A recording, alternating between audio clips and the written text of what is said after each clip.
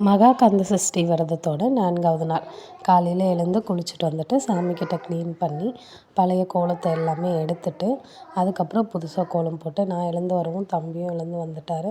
So அவரை கொஞ்ச நேரம் சமாதானப்படுத்திட்டு அதுக்கப்புறம் பழைய கோலம் எல்லாமே எடுத்துட்டு புதுசாக சாமிக்கு அபிஷேகம் பண்ணிடலாம். இன்றைக்கி 4வது நாள்ன்றனால 4 அபிஷேகம் பண்ணலாம் அப்படின்னு பன்னீர், தேன், திருநீர், பால் இது 4த்தையும் வச்சு நல்லபடியாக சாமிக்கு அபிஷேகம் பண்ணி முடிச்சுட்டேன். ரொம்ப திருப்தியாக இருந்தது.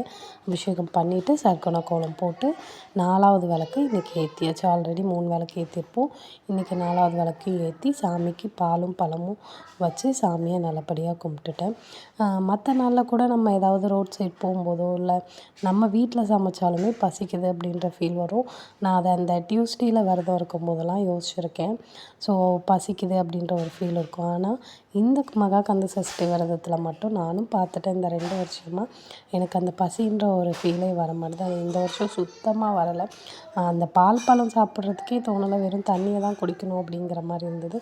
இது எல்லாத்துக்கும் முருகர் தான் துணை இருக்காருன்னு நம்புகிறேன். வேண்டியிருக்க எல்லாருக்குமே எல்லாமே நல்லபடியாக நடக்கும்.